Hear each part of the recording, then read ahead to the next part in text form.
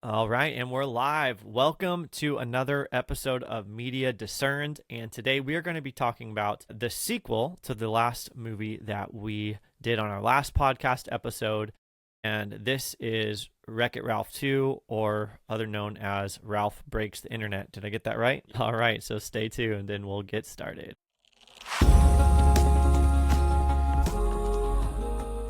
All right. Well, let's start off with just a little synopsis of what this movie is all about for those of you who haven't gotten to watch it yet. David, can you give us a brief overview about this movie?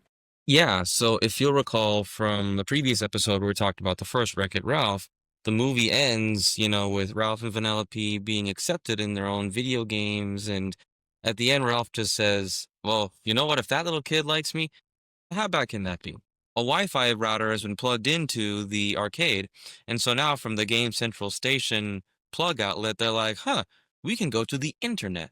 And so the entire movie is Ralph and Vanellope going to the internet and discovering a whole digital world beyond their arcade. And, even though like the plot itself is just go to the internet because Sugar Rush broke a steering wheel on the game, so they're trying to go to eBay on the internet to get a new part so that Sugar Rush doesn't go down and leave the arcade. And but the real plot going on, that's like the through line to the whole entire movie, is Ralph and Vanellope's friendship. Mm-hmm. That's what's really at stake. Vanellope is adventurous, wants more beyond what the arcade has. Ralph is nice and comfortable where he's at. He loves his life, but his joy and his satisfaction is dependent on Vanellope. And so when Vanellope wants to venture off and see new things, Ralph has a hard time with that. And his insecurities build up, and that becomes the conflict of the movie. Mm-hmm. Um, I was watching the bonus features of the movie, hearing the director talk about it. It's the same director as the first movie, Rich Moore. Same guy, same project, so he's coming in with all the same visions that he had from the first film. And it turns out that I was when we had like that hunch, that suspicion from the ending of the first movie, we're like, whoa, that line's not a great way to end it. That ending line. It seemed like a happily ever after type of thing, but you go, something's off in the weight that he's putting on his value in terms of getting his value from this friendship and relationship. And so that's also what the directors ran with. That's what sparked their idea to do this kind of story, was that line. They're like, okay, wow, so Vanellope, has kind of reached her character arc, but we're like, whoa, we still see some development in Ralph, because now he's insecure still a little bit. And so that was what sparked the idea of making this sequel, according to the director. And they wanted to kind of portray the arcade as kind of like a small town compared to the internet, that's like the big city. And so they wanted to kind of draw that parallel where it's like, imagine two best friends living in a small town. It's probably like one big high school, everyone knows each other, gossip is all over the town, like that kind of small town. And for these two friends to go to the big city, that's kind of what they were trying to parallel or make it feel like. And yeah, the entire story really is revolving around Ralph's insecurity. Yeah. Yeah, so who is kind of portrayed as the one with the problem in this movie? In this movie, the one that's portrayed to have the problem is Ralph, the main character. What's interesting about this movie compared to the last one is that there is no external antagonist. The first film, you had King Candy, who turned out to be Turbo the whole time. And, when movies make an antagonist, he becomes the antithesis of what the movie's trying to tell you. Yeah, that's right. It's like it's the don't be like that guy kind of part of the story. But what's interesting here about this movie is that the villain is also, in a sense, the main character, because the conflict is internally within Ralph himself. And so the villain, if you can call it that, is what the directors called Ralphzilla, because the whole conflict builds up to an insecurity virus taking Ralph's insecurities and making clones of him that wreck the entire internet. So the internet's just completely overrun with a whole bunch of zombie-like Ralph clones that build up into one giant Ralph. And it's a personification.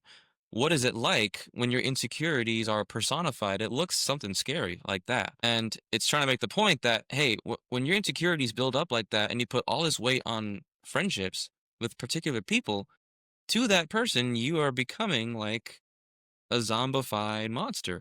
And like he tries to like the whole Ralph zombie monster tries to take Vanellope, grab her with her hand, and like takes her to the top of the biggest building on the internet like King Kong, just like, you're my friend. And it's just Right, and that character is kind of like a not fully human almost. It's like just pure emotion. yes, Yeah. precisely. And so Ralph actually stands face to face with himself. It's like this is what you're like when you let your insecurities drive you, you come off that way to others. And like that's scary. I'd run from that. And so that's kind of the point they're trying to make with that. That's the antagonist of the movie. Yeah. Yeah, so it's kind of an interesting internal antagonist. So that was a really good synopsis. I've got some thoughts on the movie. I watched it one time. So David, you probably watched it many more times than me. You're the expert on the movie. And I see like a lot of the main message of the movie I think is mostly good. And we're gonna look at some scripture here. I was telling David beforehand, this might be in some ways a boring movie to debrief in terms of like finding things wrong with it to criticize. But we are going to talk about where the movie stops short and where we need the gospel to step in. Because the movie doesn't really, it presents the problem of insecurity, but then it doesn't take it that next step and go, well, how do we actually fix that problem? What do we do to fill that void? And I mean, that's where the gospel really comes in. It's doing the same thing as the first movie. They do a really good job at setting up the issue, the Yeah. more like existential crisis kind of. Yes. The second movie is relationship insecurities. It's kind of tackling the same hole that same God-sized hole that needs to be filled by none other than God himself. And so I find that interesting. Yes. And you mentioned the term existential crisis, and that was what Ralph was kind of going through in the first movie, and he ended up kind of coming to peace with things, coming to terms with his lot in life. Whereas in this movie, they don't present this as a negative thing, but I think what's actually going on with Vanellope is that she's having her own type of crisis where you can see it from the very beginning before there's any problem presented, before anything is broken. You can see that she is giving signs that, hey, I'm discontent with life as it is. I want to go explore, and that's not all bad, but there is a discontentment there that's not addressed ever in the movie. Yeah. I don't know if you thought about that. I did kind of pick up on that, and I think that part of Vanellope's character was really explored with the Disney princesses, and that's a very infamous, like that's a very very well known scene in this movie is that Vanellope, being a princess of Sugar Rush, gets to meet all the Disney princesses because on the internet, Oh My Disney is a website. So Disney found a very funny way to kind of insert themselves into this movie and just make all the self-referential jokes. Yeah. But in that, like the Disney princesses themselves actually have somewhat of a feminist. Yeah, it was kind of interesting because basically they were recanting in some ways on the ways that Disney has portrayed men, women, and princesses in movies. So I don't think that was the main message at all, but there was definitely maybe a tongue-in-cheek feminist message in there, very secondary. But what were some of the lines that they said? I remember they were asking Vanellope a bunch of questions, like, what makes you a princess? And they all start off, very like generic, like, oh, do you have magic hair, magic hands? Do animals talk to you? That's a huge Disney princess thing.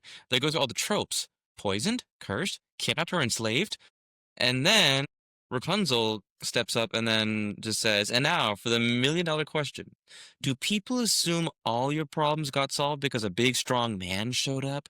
And then she goes, "Yeah, what's up with that?" And then they're all just like, "Oh, she is a princess." Like, that's Like that was the real test, the you know. test. And it's just like, well, I went back and watched all of your Disney films, and well, a lot of you sing about someday your prince will come, or I know you, I walked with you once upon a dream. It's just like when I look at these old timey Disney princesses, a lot of them, well, they do portray it as all our problems got solved because a man showed up. I mean, But it was the princess who was voicing that.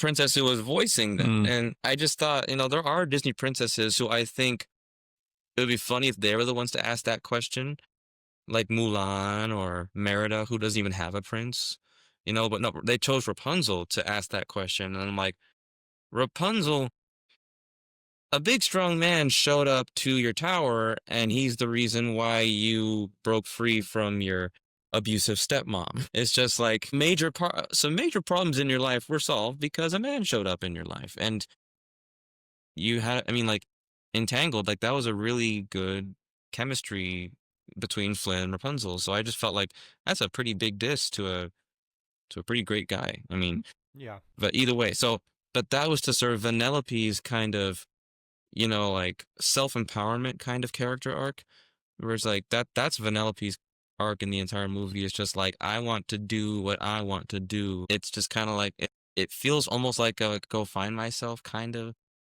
Yeah, I think that was in some ways what she was chasing after and what her discontentment was about. She wanted something new. She didn't want to be, tied down to her small town arcade, and so there's just a discontentment there. So I think biblically, in the same way that we're gonna see that Ralph would have, if we're looking at it biblically, he would need to put his hope in the Lord to find his contentment because he was trying to grasp onto Vanellope. Vanellope also would really need to find her contentment in the Lord. So it is true, a big strong man isn't going to fix all our problems, but neither is just going and doing, whatever. I think of Philippians 4 when Paul just says, like, he's learned to be content in all circumstances, Yeah. whether with everything or with nothing, in riches or in poverty. I can do all things through Christ who strengthens me. And so I think, like, for the kind of dilemma that Vanellope has, that's the biblical answer. Like, okay, look, you wish things were different. You want more out of life than what you have right now. But people like Paul have learned to be content with the lot that they're given. I can be content through Christ who strengthens me is a really good way to kind of like to word that verse in a way that kind of unlocks what is meant by that verse when Paul says that. So I think that speaks to both Ralph and Vanellope in this situation. In the Yeah. beginning of the movie, actually, they had a conversation that kind of voices this dilemma that they have. Vanellope and Ralph are sitting in a football field, and Vanellope just goes, "Don't you just wish there was more to life than this?" And Ralph is just like, "Well, why would I want more out of a life that's perfect? I mean, sure, the job hasn't changed, and I'm a total zero, and I was an outcast in my game for the longest time, but now I have a best friend who happens to be the coolest friend in the whole arcade." And so again, it's reiterating what he said at the end of the first movie. It's like, okay, I can be okay with all this stuff as long as Vanellope's here. Yeah. The conditional thing. Yeah. So we see, in a way, an idolization of his friend and this relationship, which becomes the problem as idols often do in our life. So while it doesn't address the idol that Vanellope was dealing with, it does address what was going on in Ralph's life, and it kind of exposes that and the problems that can come from that. So we talked a little bit about some of the secondary messages just in passing, and we don't even necessarily have those written down in our notes here. But why don't we talk about this main message, which I think the main message of the movie is the danger of insecurity in relationships and a kind of clingy dependence on a relationship or a certain friendship to meet emotional needs and to make a person emotionally okay. And I think we really see the main thesis of the movie. Towards the end of the movie, there's a scene where the search engine guy named Knows More makes a statement about the insecurity that is manifested in Ralph. Yes.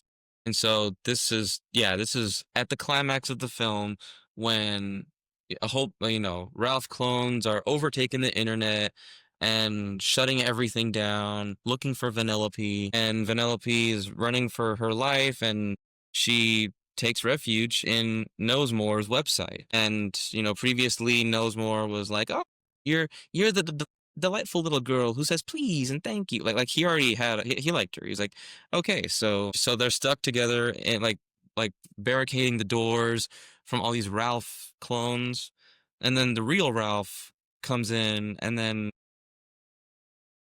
he's like, I don't know why this happened. I don't know what happened. Like it was like a Ralph, what did you do? And Ralph is just like, I don't know how this happened. And in the middle of that kind of banter, Knowsmore steps in and just says, well, I think it's fairly obvious. It happened because an insecurity virus cloned all of your needy, clingy, self-destructive behavior. The kind of behavior that can destroy friendships, and in this particular case, the entire internet. Yeah. And that kind of just laid it on the thumb right there. Like that's the message of the movie. Yeah. Can you repeat those descriptive words right there? Yes. So Knowsmore described Ralph as needy, clingy, self-destructive. And he goes on to say that those things can destroy friendships, and in this particular case, the entire internet. By drawing that parallel, he's kind of winking at the audience like, hey, you see how destructive these Ralph clones are? It's a picture of the destructiveness of needy, clingy possessiveness. Yeah. Yep. So that I think is the message right there. And whereas in the first movie, the evil king, what was his name? King Candy, he was the guy that, people would say don't be that guy. And in this movie, it's not necessarily don't be Ralph, but it's don't let your insecurity, don't have that type of insecurity in relationships, essentially. That's essentially it. And I think it's interesting that they kind of separate that from the real Ralph. And when he himself sees his Ralphzilla, you know, taking over the internet, he even says like, wow, from up here, I can see how I come off as needy and clingy as Knowsmore said. And he's kind of like reflecting on himself. Yeah, he's able to get a third person view of what was going on inside. And so even when the giant Ralph zombie is like destroying the internet, like Ralph says to Vanellope before he goes to fight himself, he says, I got a date with the man in the mirror. Yeah. That's the villain. So at that point, he's realized, okay, this is a problem. This came from my inside, and I need to now deal with that. So at that point, there was a little bit of a heart shift and a realization. And when you look back in the movie, like it was all kind of building up as I watched the first time, and I was like, oh, that's the real issue. But when I watched it again, I realized, wait, from the beginning of the movie, you see the seeds of his insecurity sprout in different ways. I know, like, I saw when the arcade opened for the morning, Ralph didn't go straight to his game. He realized, like, oh, well, Vanellope feels bored in this arcade and everything's the same. She wants a new track or new something. I'll give her a new track. So instead of going to his game as Arcade Protocol you to, Yeah, maybe you could say that would have been taking his responsibility. he went beyond his responsibility and overdid it for Vanellope. Yeah. Neglecting his responsibility. His responsibility to go into Vanellope's game and make her a new track so that it's more exciting for her when she's, playing the game. And Ralph's his want that he was trying to fill from that was, I want Vanellope not to feel like she needs to leave the arcade so that I can still have her around. And so, but that very action that Ralph did in Sugar Rush is what ended up leading to the steering wheel breaking. Yeah. So, and later on, he's just like sitting in the root beer tavern and he's telling the bartender, just like, man, Vanellope thinks I'm not enough. Not enough. I'm a great friend, right, Tepper? Right, right? Like he's like so, what's the word? Like Hungry for affirmation of, yeah. hungry for affirmation. And it's just like, and the bartender's just like, I'm sorry. Who's the one acting insecure here? And like that's already a jab at the main conflict. That's right. And it just keeps playing out throughout the entire movie. They get to the internet, and when it comes to like Ralph's first attempt to get the eBay steering wheel is to get internet famous by trying to make popular videos on BuzzTube, Right. It's like TikTok or something. TikTok, YouTube, social media. He's like, okay, I'll just get famous for her, and then we'll get the steering wheel, and then we can get out of this big lousy town, and then we can go back to the arcade. And so everything Ralph was doing was motivated by, I don't want Vanellope to leave. Yeah, that's right. So a little bit of an interesting story. So the clear message is insecurity. Dealing with insecurity. As I watched this movie, I thought, oh yeah, I see that play out in people's lives, and I like what John Calvin says when he talks about how our hearts are idol factories, and we'll basically keep manufacturing new idols until we really worship Christ, because he's the one who is going to fill that need in us. And so for Ralph, he's idolizing Vanellope, and it reminded me of this book called Boundaries. That it's a Christian book written by Townsend and Cloud. It's a pretty classic book on relationships and just having good boundaries, not only physical boundaries, but boundaries in terms of your own limitations and time, and when you say yes to something, when you say no to something, and that type of thing. But it deals with this issue of boundaries, emotional boundaries in relationships, and how when people are dealing with an emotional dependency on someone else, there can be such a weight there that the person on the other end can feel like they need to carry this person and not let this person down, and so they don't say no, whether that be no to hanging out, or they don't say, hey, I don't really want to do this right now, or hey, I need some time alone. They don't say what they really need because they don't want this person's emotions to fall apart. And so they talk about how that is an unhealthy boundary issue there. And we see that playing out with Ralph and Vanellope, as Vanellope, while she's in the internet world, she finds this other game called Slaughter Race, which it's kind of supposed to be this edgy, I don't know, maybe like a Grand Theft Auto type game. It's like a parody on those types of games. Yeah. Yeah, like with car racing and stealing and burning things, blowing things up.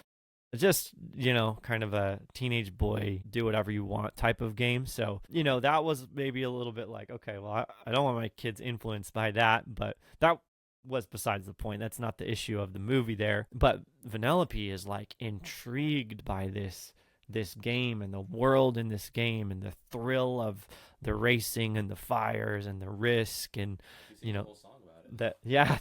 And then she kind of idolizes this main character in this video game. What was her name? Shank. Shank. Her name was Shank. Man. Okay, so but she's just like this larger than life, like, car racing, supposed to be kind of like this sexy female boss that everyone wants to either take her car, steal her car, but she's got this crew of people that like work for her. The leather jacket, skinny jeans type. Yeah, rock star type. Yeah. So she kind of like takes Vanellope under her wing, and Vanellope wants to live in this world, but she feels the weight so much of needing to not hurt Ralph's feelings or emotions, that she's unwilling to be honest with him and tell him, hey, this is where I want to be. Yeah, and she even says to Shank as she's kind of reflecting, like, can I tell you something I could never tell Ralph? I could never tell Ralph this. You know, she's like, this game feels like home to me. And I'm one of 15 racers in Sugar Rush, and I don't think they care if I leave. Yeah. And, she does make a point there in the sense that, well, Sugar Rush has 15 racers and they race every day to change up the roster of who plays the game. So it's like, okay, that's a kind of game where if she slipped away, it wouldn't I guess it wouldn't be too consequential. But she's also a very popular character in that game, and ever since the people of Sugar Rush got their memories back and realized, oh, she's our princess and respect her, like she's not an outcast in Sugar Rush. It's just boring for her. Yeah. Yes, she wants something different. She wants something more edgy. Sugar Rush is like this kind of like kiddie racing game, peppy, fun, magical, and then Slaughter Race is like the bad girl, type of, yeah, very different type of game. Yeah. So I got a couple of verses just on this topic, and it's from Galatians verse 2 and verse 5. And these are some of the verses that in the book Boundaries it talks about. And David, why don't you first read Galatians 6:2 for us? Yeah, of course. So Galatians 6:2 says, bear one another's burdens and so fulfill the law of Christ. Yeah, so this tells us we are to carry the burdens of fellow brothers and sisters in Christ. That would be the weights that are so heavy that if they don't get some help, they're going to be crushed. These would be devastating circumstances if they don't have a little bit of help carrying that burden. So we are called to do that.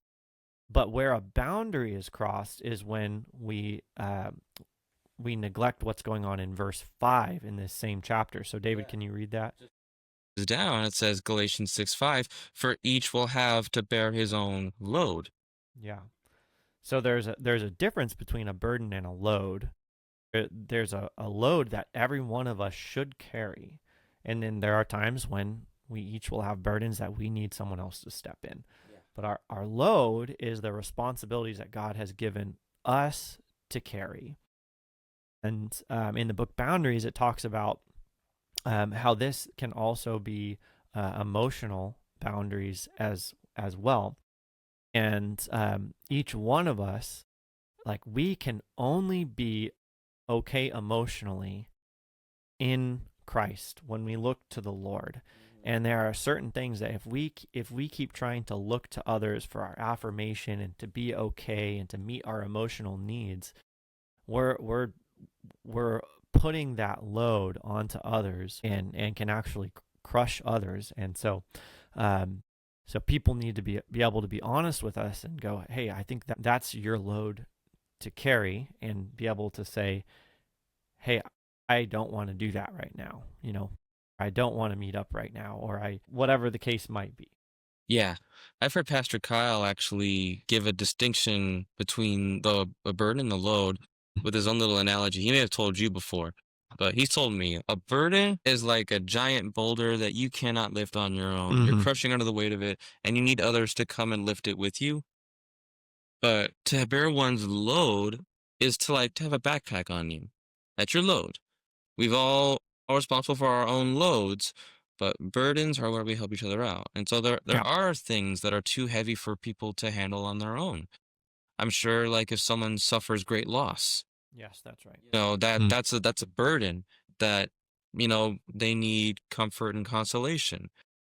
Like even when Job lost everything, he had three friends who came to bear his burden with him. Yeah. They tore their clothes. They sat with him for 7 days, not speaking a word to him. It was a ministry of silence. Yeah, that's right. There's also just our own loads that we have to carry. And so trying to treat a load like a burden, I think, is where it becomes unhealthy. Yeah.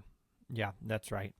And the other kind of boundary that's similar to this is the crossing of when one person in a friendship tries to control another person and is unable to be emotionally okay if the other person doesn't make the decision that they want. And in this case, it was, Vanellope wanting to go do something else in life.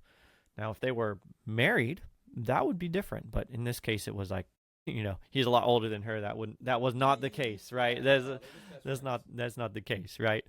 So there are differences in what's appropriate, obviously, in different types of relationships. And in this case, this is a friendship. And so, the kind of the point they were making in the movie is like a friend is willing to, let a friend go do what they need to in life, or where they feel like they need to go. Whether or not Vanellope was making a good decision is kind of besides the point.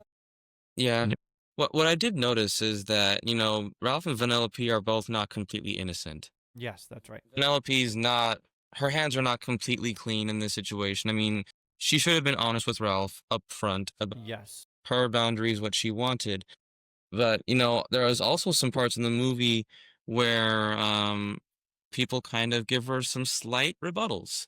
Like when the head algorithm of BuzzTube, her name is Yes. When she's helping Ralph and Vanellope during the cyber attack of Ralph's insecurity clones, like Vanellope's just like, I can't believe he would do this. And Yes just says in response to that, like, yeah, the man has made some very questionable choices here. But don't forget, he also did a bee pun all for the sake of saving his best friend's game. So what can I say? Life's complicated. And a bee pun, the point she was making was Ralph did a whole bunch of stupid stuff on the internet to get famous because he was looking out for his friend and he was acting out of what he thought she wanted or needed. Because Ralph did all of that not knowing Vanellope wanted to stay on the internet. Yeah. And so it's like she was also showing like she was showing Vanellope like, hey, you also realize that Ralph's been a pretty good friend in the sense of he's been willing to do stuff that he wouldn't normally do for your sake. Yeah. And so she's showing Vanellope it's like, hey, there is some sacrificial love on his half. And but when Ralph has to face his own insecurities and his issues, he kind of restates the lesson to himself when the Ralph Zilla is crushing him, right? Vanellope just goes, fine, you win, okay? And then she goes, just put him down. You can take me, I can be your only friend in the world, and I'll just let go of my hopes and dreams. It'll be just us. That's what you want, right? And the Ralph Zilla just goes, but real Ralph goes, that's not what I want. Yeah. Right to hold a friend back from her dreams. You don't own her. That's not how friendship works. Yeah. He's like, Ralph Zilla, you gotta let her go. He's like reluctantly, he's like, Yeah. hey, you gotta let her go. And he's like, and he even admits, like, look, it'll hurt a little when you do. Who am I kidding? It's gonna hurt a lot. But, and he's kind of like giving himself personal therapy. Yes. In a strange way, but he's just like, it's gonna hurt a lot. But no matter where she goes or where she lives, she's still gonna be our friend. But you just have to trust her in that. And so Ralph was also addressing the trust issue that he had. I think Ralph also had an insecurity of trust. Like, if Vanellope were to go to Slaughter Race and life were to change for her, would we still be friends? Was also a question in his head. Vanellope was like, of course we will, always. And even when Ralph was reflecting upon himself and watching himself from above, he was saying like, wow, I can totally see now what Knows More meant by me being needy and clingy. And then he just kind of like sorrowfully says like, look, kid, I don't blame you for not wanting to be my friend again. And Vanellope interrupts him and goes, I didn't say I wanted to not be your friend again. I said you're being a bad friend, which you were.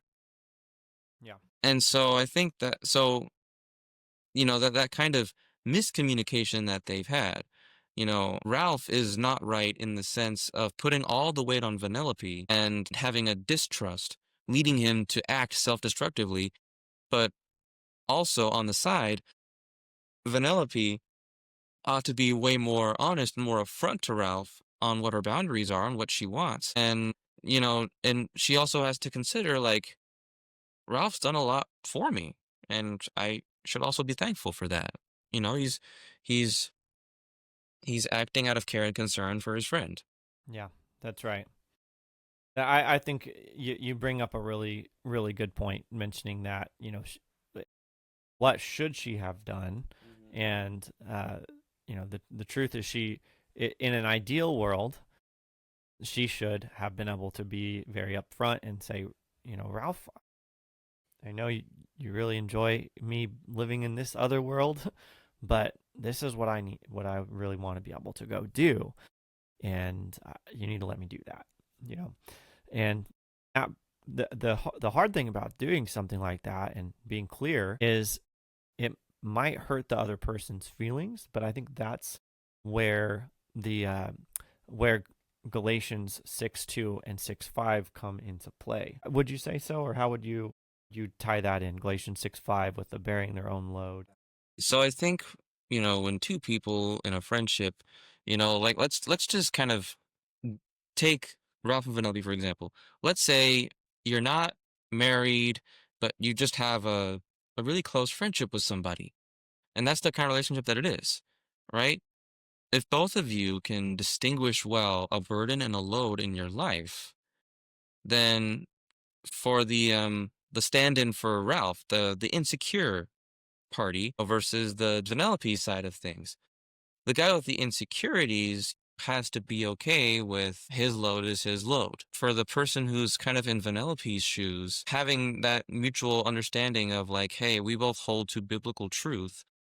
And so we both need to adhere to loads versus burdens. That kind of maturity in like saying like not being afraid of hurt feelings, but pushing past that and just kind of like being like listen, we've got our own loads to carry.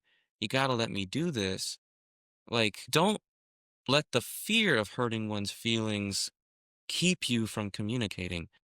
Sometimes the best and healthiest results begin by moving toward the mess together. Yeah. And so, that's just how relationships work. And so, like, it doesn't excuse the insecure person for putting you on a pedestal, but you do understand that there is a lot of help you can give to the situation if you're in Vanellope's shoes by just speaking up. And if the other person, if God is working in their lives, which if the Holy Spirit will work in them, and they have to kind of take their hard lessons. And Ralph, I mean, like Ralph himself, he was just like, look, it's gonna hurt a lot when you do. He Yeah. understood that, but you gotta let her go. So, but I can kind of tell you from my personal experience, I have been Ralph a lot. I have been the insecure Ralph, and I resonate a lot with a lot of what Ralph has done. I have had friendships where I have been the needy, clingy one, and it has been destructive, and I've had to learn hard lessons from that. But I could also imagine like what a difference it would make in those times for people just to be like, David, this is my boundaries. This is where I stand. You know, love you, dude, but we gotta set this hard line. Yeah. I mean, to an insecure person's mind, at least mine, that makes a big difference. Because what it does show me is there's, Yeah. and so I think that that's what really helped break through to Ralph is that Vanellope was telling Ralph like, hey, just because I'm moving to a new game doesn't mean we're not friends anymore. And she even said that like she said, I didn't say I don't want to be your friend again. I just said you're being a bad friend. Yeah.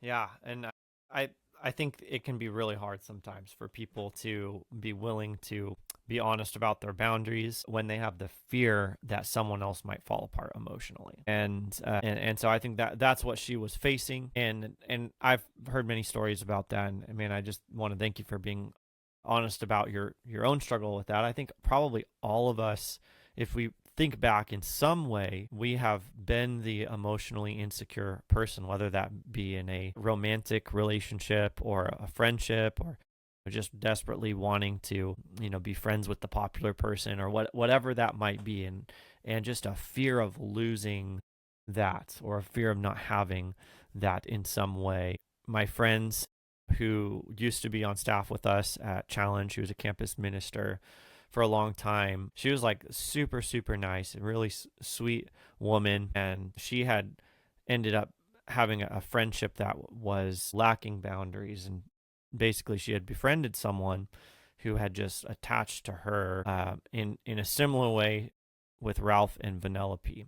It was really tough because this friend of mine started to realize, oh, wow, I'm not able to go and do these other things that I need to be doing because this person is almost controlling my life in a way.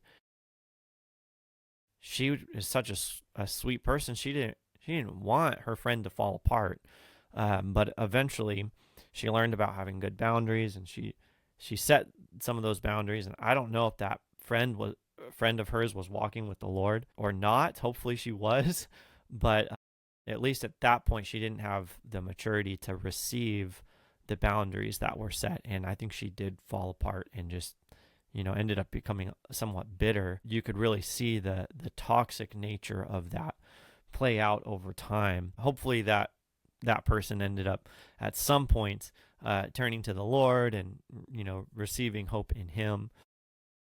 But that can happen at times as well. And I want us to read this verse from Psalm 118. David, could you read that verse for us? Psalm 118, verse 8. This is a good one. Psalm 118:8. It is better to take refuge in the Lord than to trust in man. Yeah. I mean, I think this really depicts what we've been talking about. Is we need to take refuge in the Lord, and whether we are putting our hope and security in another person or a job or finances or a certain life situation, if that's where our hope is, eventually it is going to lead us to a dark place because everything else will let us down at some point. This world is broken and it is wasting away. And that's why the gospel is so beautiful, because God is restoring us and He wants to save us.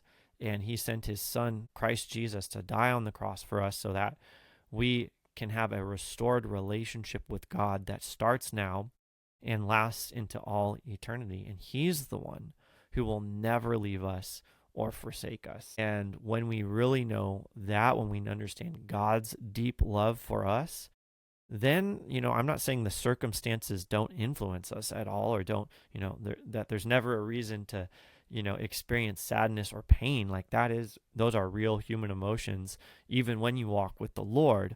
But there's never a reason for despair or hopelessness when we experience that love of God. And so while this movie does focus in on the idolization of another person and looking to another person for emotional okayness, I think everyone needs to look into their heart and go, well, what is it that if it was taken away from me, I would feel like life wasn't okay anymore? What is that thing in my life that if I lost it, I would think life was no longer worth living? I mean, maybe it's your abilities. Man, I'm so good at this. If I no longer was good at this, I would just be so devastated for my whole life. I don't know if I'd ever recover from that. Or maybe it is a person. If I lost this person, I would never, ever recover. Even as much as marriage is a beautiful thing, and it would be a tragedy to lose a spouse. If you put that much emotional hope in that other person, that is also a toxic thing. There really is a such thing as a husband idolizing his wife and a wife idolizing her husband, and it's like two ticks, trying to suck the blood out of each other, and it leads to a really dark place, and a lot of times those just end up with bitterness on both sides because both people feel like the other person isn't giving them what they really, really deeply desire, when really we need to look to Christ. We need to look to God for our emotional needs, and then he fills us, and from that we're able to give to others. Any last thoughts, David, on anything that I just mentioned, or anything that you wanted to add? Yeah, I mean, so I was at Del Cerro Baptist Church this last Christmas Eve, and in the preaching, by Pastor Justin, he said something felt like, hey, it's wonderful to enjoy a beach sunset or a hiking trail or, all these beautiful things in the world. It's good to enjoy a relationship even. But all of these things are approximations. They are approximations that are meant to point you to the perfection of God. Mm. But they, in and of themselves, can only come so close, but so far. And they don't match the fulfillment of God. And even people who are made in the image of God are approximations of God. Mhm. Everything in creation is an approximation of something about God. And we can enjoy them. It's good to enjoy simple pleasures in life. Nothing wrong with that in and of themselves. But when that becomes the ultimate, you are setting yourself up for despair. You are setting yourself up for a dark place. And so I was thinking of that sermon of his when you said that. And I mean, I've also been talking with Josh Jenkins a lot about this kind of stuff. And I was so frustrated. I'm like, Josh, like, it's so easy for me to idolize stuff in my life. It's Mhm. frustrating. And, one thing he said that was like a kind of word of clarification.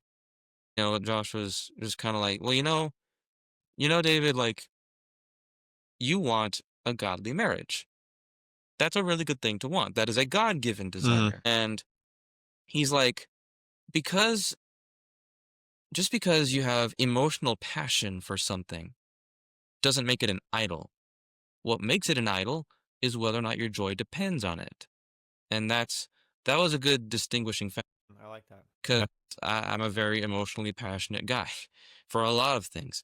And for a while, I was kind of struggling with that. I'm like, am I just, I mean, like, of course, we're all idol factories, but I felt like a super idol factory, because of how passionate I get about things.